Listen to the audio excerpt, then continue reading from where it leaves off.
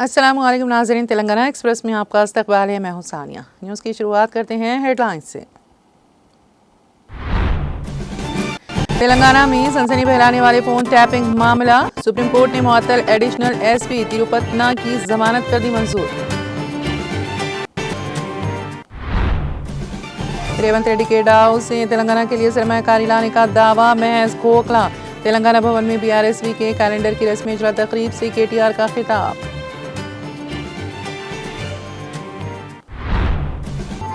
वादा खिलाफी करना और अल्फाज को बार बार तब्दील करना कांग्रेस हुक्मरानी का वतेरा। किसानों का कर्ज माफी मामला, कांग्रेस हुकूमत की वादा खिलाफी पर हरीश राव का रद्द-ए-अमल।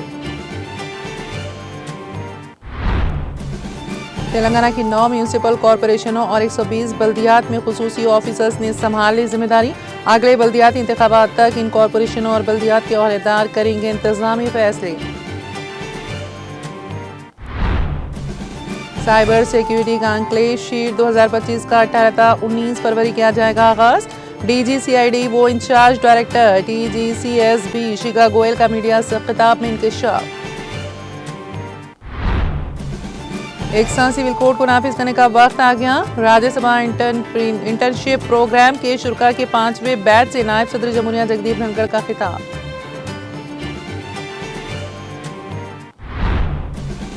जो भी अम्बेडकर के मुजस्समे को नुकसान पहुंचाने की कोशिश करेगा उसे सख्त सजा दी जाएगी। पंजाब के वज़ीर आला भगवंत सिंह मान का बयान। और दिल्ली एक बार फिर झाड़ू का इंतखाब करेगी, आम आदमी पार्टी के कौमी कन्वीनर अरविंद केजरीवाल का बयान।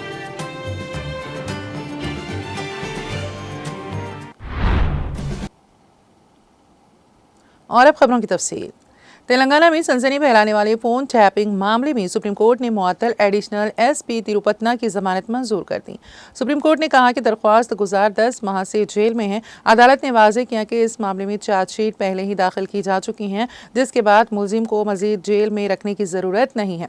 अदालती उज़्मा ने मुलजिम को हिदायत दी कि वो ट्रायल कोर्ट के साथ मुकम्मल ताउन करें, इसमें ताख़ीर करने की कोशिश ना की जाए। अगर मुलजिम गवाहों को मुतासर करते हैं या केस में शवाहिद को ख़त्म करने की कोशिश करती हैं तो रियासती हुकूमत ज़मानत मनसूख करने के लिए अदालत से रुजू हो सकती हैं। ट्रायल कोर्ट ज़मानतों की तमाम दीगर शराइत मंजूर करेगी, जिसमें पासपोर्ट की मनसूखी भी शामिल है। क़ाबिल-ए-अज़ीम तेलंगाना हुकूमत की नुमाइंदगी करने वाले एडवोकेट ने दलाइल पेश किए। उन्होंने कहा कि तिरुपतना फोन टैपिंग का अहम मुलजिम है। उन्होंने कहा कि इसमें उनके किरदार की जांच में मजीद 4 माह लगेंगे। उनका कहना था कि अभी कुछ अहम गवाहों से पूछगछ की ज़रूरत है। इस सिलसिले में वो चाहते हैं कि मुलजिम को जमानत ना दी जाए। इन पर सियासी लीडरों की हिदायत पर हाईकोर्ट के जजों के फ़ोन टैपिंग करने का भी इल्ज़ाम है। इंतखाबी नतायज के ऐलान के फ़ौरन बाद तमाम शवाहिद तलब कर दिए गए हैं। वो चाहते हैं कि तिरुपतना को पासपोर्ट फौरी तौर पर हवाले करने के अहकाम जारी किए जाएँ। केस के 2 अहम मुलजिम पहले ही बैरून मुल्क फरार हो चुके हैं।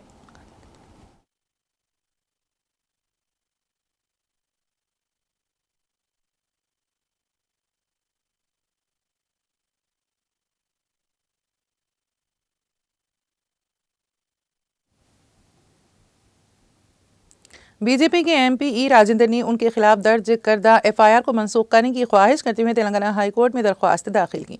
उन्होंने पोचारम पुलिस स्टेशन में दर्ज एफआईआर को मनसूख करने की दरख्वास्त दायर की। पुलिस ने रुकने पार्लियामेंट के खिलाफ हाल ही में एक रियल एस्टेट डेवलपर को तमाचा रसीद करने का मामला दर्ज किया था, जिस पर इस एफआईआर को मनसूख करने की ख्वाहिश करते हुए ई राजेंद्र हाईकोर्ट से रुजू हुए।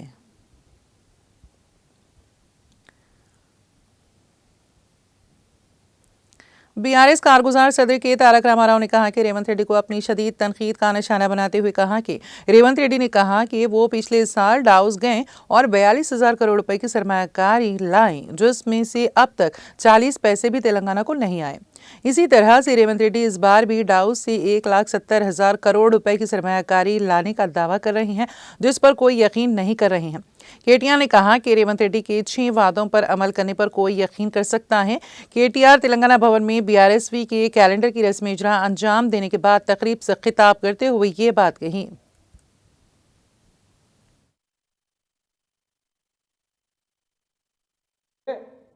అందరికంటే ఎక్కువ సంతోషపడేది మేము, ఎందుకంటే మేము తెలంగాణ మా బిడ్డ, ఇది మా రాష్ట్రం, మేము తెచ్చిన రాష్ట్రం అనే భావనతో ఉండేటోళ్ళం, తెలంగాణను ప్రేమించేటోళ్ళం, తెలంగాణకు మాకంటే ఒక 2 పనులు ఎక్కువ చేస్తే సంతోషపడేటోళ్ళం, సంబరపడేటోళ్ళం. దమ్ముంటే చూపెట్టు. ప్రజలు అడుగుతున్నారు. 1,78,000 కోట్లను బిల్డపిచ్చుడు కాదు. 2024లో ఇట్లే చెప్పినావు నువ్వు నీ ఉప ముఖ్యమంత్రి బట్టి విక్రమార్క.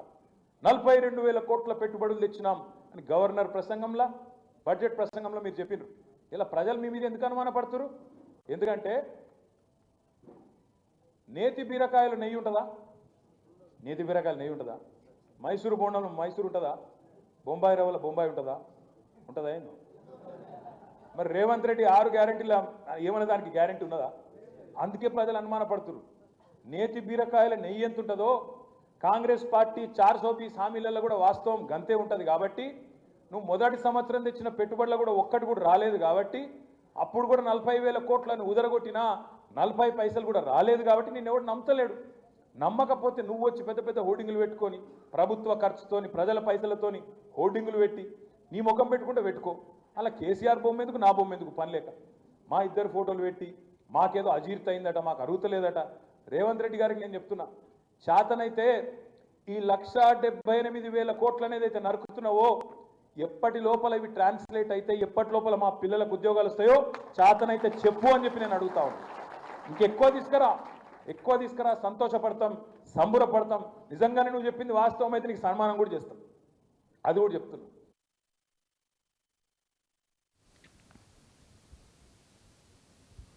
साबिक़ वज़ीर वो BRS रुकन असम्बली हरीश राव ने कांग्रेस हुकूमत पर तनकीद करते हुए कहा कि कांग्रेस पार्टी स्कीमों पर अमलावरी से मुतालिक कितनी बार अपने अल्फाज को तब्दील करेगी और कितनी बार अवाम को धोखा देती रहेगी।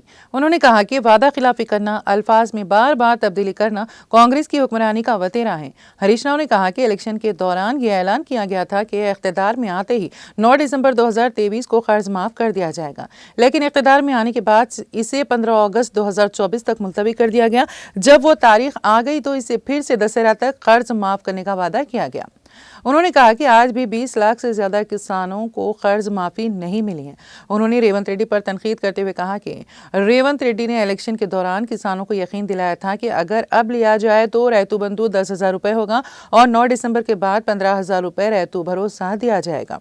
उन्होंने कहा कि बारिश के मौसम का किसानों को रैतू भरोसा नहीं दिया गया। उन्होंने कहा कि कांग्रेस ने कहा था कि यासिंगी भरोसा संक्रांति पर दिया जाएगा, लेकिन फिर इनका इरादा बदल गया और कहा कि ये 26 जनवरी को दिया जाएगा और अब वो कह रहे हैं कि ये 31 मार्च तक होगा। उन्होंने बरहमी का इजहार करते हुए कहा कि जहां केसीआर ने रैतू बंधु देते हुए किसानों के साथ खड़े थे, जबकि रेवंत रेड्डी ने इसे नजरअंदाज कर दिया और किसानों को बगैर किसी तहफ्फुज़ के छोड़ दिया।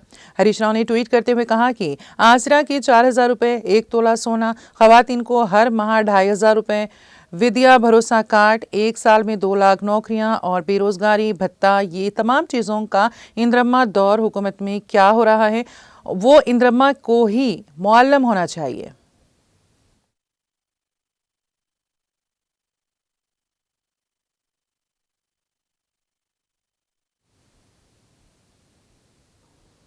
तेलंगाना भर की 9 म्यूनसिपल कॉरपोरेशनों और 120 बल्दियात में खुसूसी ऑफिसर्स ने जिम्मेदारी संभाल ली है, क्योंकि इन कॉरपोरेशंस और बल्दियात की मुहिम गुज़िश्ता रोज़ ख़त्म हो गई थी।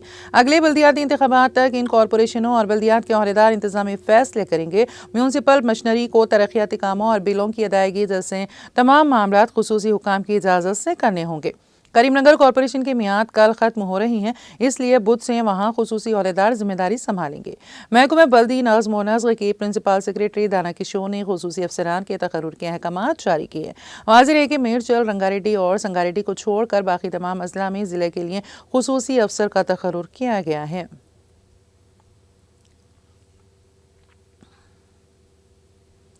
नलगुंडा के साबिक़ एमएलए के भोपाल रेड्डी ने किसानों से ख्वाहिश की है कि उनके मसाइल को हल करने के लिए मंगल को नलगुंडा ज़िला मुस्तक़िर में मुनक़्क़द होने वाले रैतू महाधरना में शिरकत करें।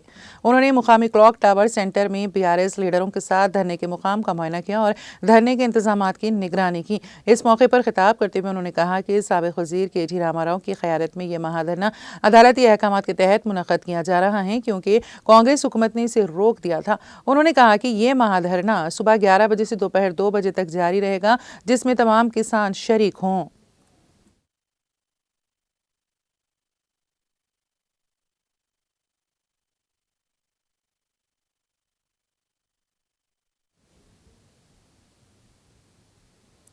भारत राष्ट्र समिति जिले करीमनगर के सीनियर अक़लियती क़ायद सैयद नईमुद्दीन ने अपनी रिहाइशगाह पर मीडिया से बात करते हुए 2 रोज़ कबल भारतीय जनता पार्टी में शामिल होने वाले म्यूनिसिपल कॉरपोरेशन ऑफ करीमनगर के मेयर वाई सुनील राव की मौके पर परस्ताना सियासी दल बदले की सख्त अल्फाज में मजम्मत की और कहा कि वो बीआरएस पार्टी में रहकर अवाम की खिदमत करने के बहाने फ़िरका परस्ती को फ़रोग़ देते रहे और अपनी मियाद के मुकम्मल होते ही कुर्सी देने वाली बीआरएस पार्टी को छोड़कर सियासी लालच में फ़िरका परस्त बीजेपी में शामिल हो गए। वाई सुनील राव का सियासी मुस्तक़बिल वमेज मुतासिर होगा। उन्होंने पार्टी तब्दील करते वक्त साबिक़ रियासती वज़ीर व रुकन असम्बली करीमनगर गंगुला कमलाकर पर बेबुनियाद इल्ज़ाम तराशी को नाकाबिल बर्दाश्त करार देकर कहा कि कमलाकर का सियासी करियर किसी भी बदउनवानी बेकायदगी से पाक है।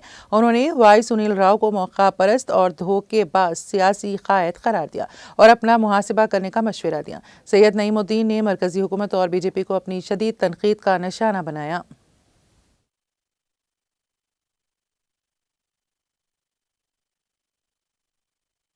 गवर्नमेंट से रहते और एक जो सो यूनिवर्सिटी के मेंबर रहते, तीनों मिलके फाइनल करके ये 3 नामा जो वाइस चांसलर बनते वो लोग को गवर्नमेंट भेजा दी। गवर्नमेंट जो सो गवर्नर का भेजा तो उन्होंने फाइनल करते, ये सिस्टम रहता। और एक जो वाइस चांसलर बनने के जो कंडीशंस रहते, क्वालिफिकेशन रहते, कंपलसरी एक प्रोफेसर 10 साल तक एक्सपीरियंस रहना, एक यूनिवर्सिटी में स्टडी करा सका।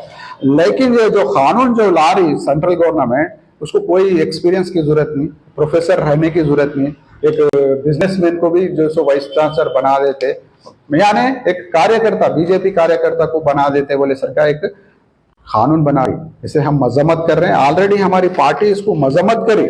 हमारे विनोद कुमार साहब जो सो एक कायद जो दानिश्वर है, हमारे केसीआर साहब के हिदायत पे उन्होंने जो सो हैदराबाद में पूरे जो साबका मिनिस्टर से उनसे घंटों मीटिंग लगा के जो सो एक ड्राफ्ट बना के सेंट्रल गवर्नमेंट को भेजाई कि ये कानून ना लाए आप लोग, जो सो जिससे पूरा सिस्टम खराब होता है, एजुकेशन सिस्टम, जो सो यूनिवर्सिटीज एक पार्टी के ऑफिस बन जाते बोल के। लेकिन आज तक भी सेंट्रल गवर्नमेंट का जो आया ड्राफ्ट 6 तारीख को आया, 30 दिन का टाइम दिए, कुछ भी एडवाइस करो, लेकिन हमारी रियासती हुकूमत अब तक कोई आवाज नहीं करी। यानी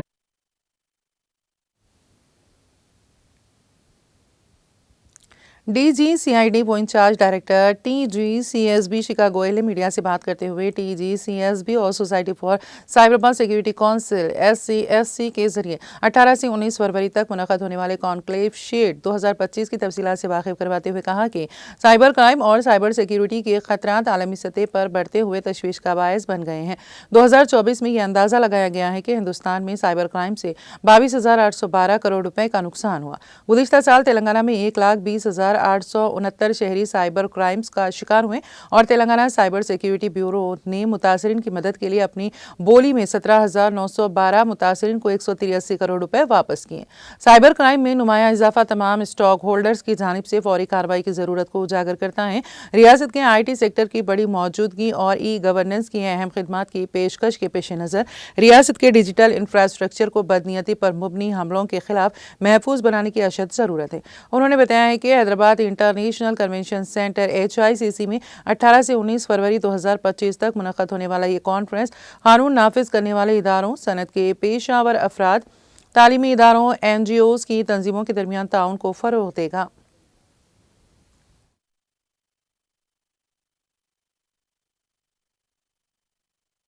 Telangana cyber security bureau, Cyberabad police और HCHC के साथ 18 और 19 फरवरी को 2 दिन का कॉन्क्लेव ऑन साइबर सिक्योरिटी कर रहा है। ये कॉन्फ्रेंस दूसरी साइबर सिक्योरिटी कॉन्फ्रेंसेस से ऐसे अलग है क्योंकि ये पुलिस, प्राइवेट सेक्टर, कॉरपोरेट्स, एकेडमिशिया सब मिलजुल कर ये कॉन्फ्रेंस करेंगे और इस कॉन्फ्रेंस में देश भर से पुलिस ऑफिसर, कॉरपोरेट्स और दूसरे स्टेक होल्डर डिपार्टमेंट्स पार्टिसिपेट करेंगे और इस कॉन्फ्रेंस में डिफरेंट साइबर थ्रेट्स जो ऑर्गेनाइजेशंस को होते हैं या साइबर क्राइम जो इंडिविजुअल्स को होते हैं उनको की कैसे रोकथाम की जाए, कैसे ऑर्गेनाइजेशंस अपने आप को प्रोटेक्ट करें, कैसे हम अपने सिस्टम्स को और रोबस्ट कर सकते हैं, कैसे पुलिस अपनी इन्वेस्टिगेशन तकनीकों को अच्छा कर सकती है, टेक्नोलॉजी का यूज़ कर सकती है, एक्सपर्ट्स की मदद ले सकती है। इन सब पर 2 दिन का मंथन होगा और इसमें अलग अलग स्पीकर्स आएंगे, इंक्लूडिंग कुछ विदेश से भी स्पीकर्स आएंगे इस बात करने के लिए। और हमें उम्मीद है कि तेलंगाना और हैदराबाद जो एक आईटी हब है, हम लोग यहाँ पे सब मिलकर ऐसे सॉल्यूशंस दे सकेंगे ताकि अगले आने वाले कुछ सालों में हम लोग सब मिलकर इस जो बढ़ता साइबर क्राइम है उसकी रोकथाम कर पाए। धन्यवाद। तेलंगाना साइबर सिक्योरिटी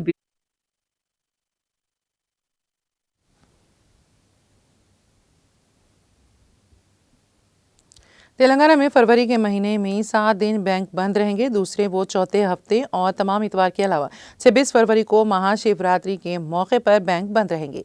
ये इन दिनों की फहरिस्त है जिस पर अगले महीने तेलंगाना में बैंक बंद रहेंगे। फरवरी 9, 2, 16, 23 इतवार, 8 फरवरी, 22 फरवरी दूसरा और चौथा हफ्ता, 26 फरवरी महाशिवरात्रि हैं।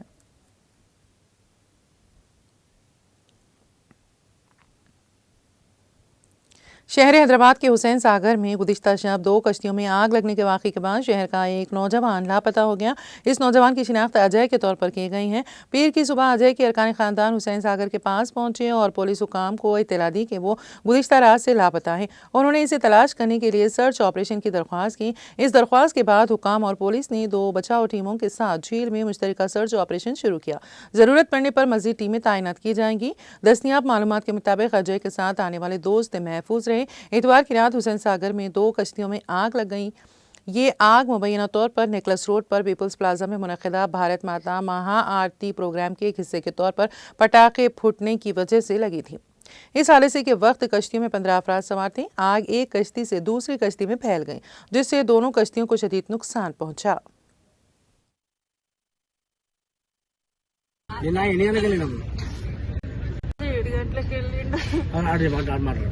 చేసిర్రట అయితే ఫస్ట్ నాకేం చెప్పలేదండి, ఏడిపోతున్నా అని ఏం చెప్పలేడు. అయితే బండి కావాలని అంటే మేము ఈసీఎల్ ఉంటే బండి కావాలి నేను బయటికి పోయేది ఉందని అంటే మేము డబ్బును వచ్చినాం ఇద్దరం కలిసి. రాగానే వెళ్ళిండు అంతే. 8:30కేమో నేను ఫోన్ చేస్తే ట్యాంక్ బండ్ కాడున్నా వస్తా లేట్ అవుతుందని అన్నాడు. లేట్ అవుతుంది అంటే 10:30కు ఫోన్ చేసిన స్విచ్ ఆఫే వచ్చింది. 10:30, 11 గంటలకు, 1 గంటకు, 2:30కు తెలిసింది నాకు. వాళ్ళ ఫ్రెండ్స్ లో ఒక ఆయన ఫోన్ చేసిండు. తెలిసే అన్నారు ఇట్లా బోట్లో పోయారట, పేలిపోయిందంట 9కు 10కు అని అన్నారు. 9 గంటలకు, 10 గంటలకు. నాకు తెలియదు ఇక్కడికి వచ్చింది అసలే. అసలు మళ్ళా ఇట్లనే ఎంతసేపు రాత్రి 1 గంట 2 గంటల నుంచి ఉన్నాం మేము ఇక్కడ. ఇంకెంతసేపు దేవులాడిపిస్తారు? అసలు వచ్చిన వాళ్ళు లేరు, దేవులాడిపించిన వాళ్ళు లేరు. మరి ఎట్లా మరి మా పరిస్థితి ఏం కావాలి? ఇట్లనే కూర్చోవాలా? పిల్లగాడు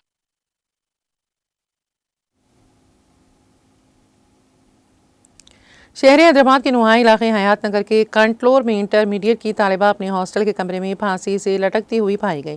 पुलिस को शुबा है कि वो किसी नामालूम वजह से परेशान थी, जिसके सबब उसने ये इंतहाई इक़दाम किया। हयात नगर पुलिस के मुताबिक ये 16 साल लड़की इंटरमीडिएट साल अव्वल की तालीम हासिल कर रही थी और कॉलेज के अहाते के करीब अक़लियती गुरुकुल हॉस्टल में रहती थी। इतवार को उसके कमरे में रहने वालों के जाने के बाद उसने अपने कमरे की छत के पंखे से लटक कर खुदकुशी कर ली। बार बार दरवाज़ा खटखटाने और हॉस्टल हुकाम को मुतल्ले करने के बावजूद अंदर से कोई जवाब ना मिलने पर उसकी सहेलियों को शक हुआ। जब दरवाजा तोड़ा गया तो वो मुर्दा पाई गई। हयात नगर पुलिस ने मौके पर पहुंचकर लाश को पोस्टमार्टम के लिए मुंतकिल कर दिया।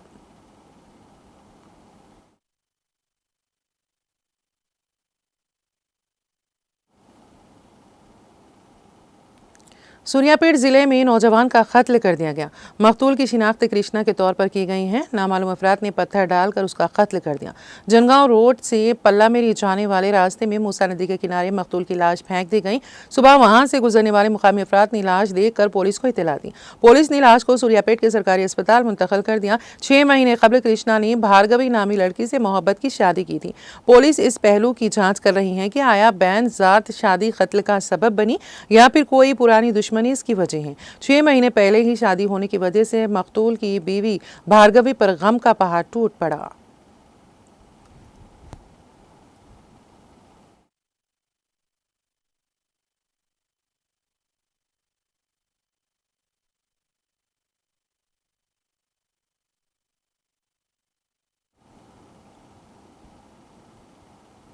तेलंगाना एक्सप्रेस में अब वक्त हुआ एक ब्रेक का। ब्रेक के बाद भी खबरों का सिलसिला जारी रहेगा।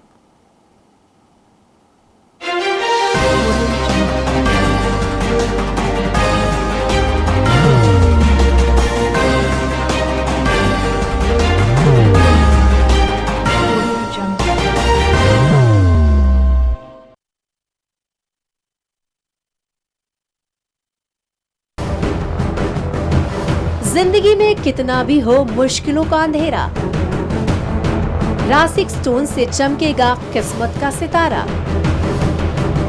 सीधे खानों से निकाल कर तराशा गया और डॉक्टर रोशन और डॉक्टर MM रजा के ज्ञान से संवारा गया। इल्मी जवाहरात एक बेशकीमती इल्म है। ये जिंदगी के हर मोड़ पर हमें आगाही देता है। हमारी नाकामयाबी, कारोबार में परेशानी, शादीशुदा जिंदगी में तनाव, औलाद की परेशानी, प्यार के मसाइल, लव मैरिज, पैसों की तंगी, पढ़ाई में असफलता, सेहत में खराबी, क्या यही है जिंदगी? कैसे मिलेगी हमें इन सब से राहत? इन सब मुश्किलों से निजात पाने के लिए जेमोलॉजिस्ट डॉक्टर रोशन और डॉक्टर MM रजा से एक मुलाकात बदल सकती है जिंदगी और तकदीर दोनों। Bangalore, Hyderabad, Visakhapatnam, Vijayawada, Dubai, Delhi, Mumbai. One visit can change your life.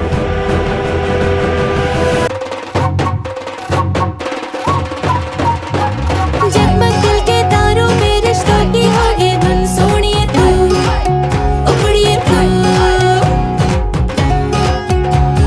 सबको सुना दे अपने दिल की ट्यून, डार्लिंग दुल्हनिया तुझे, अब रुक मत, ये मोमेंट तेरा है। डार्लिंग दुल्हनिया तुझे। Be the showstopper, be the showrunner. Show how it's done. Come celebrate the Brides of India with Malabar Gold and Diamonds.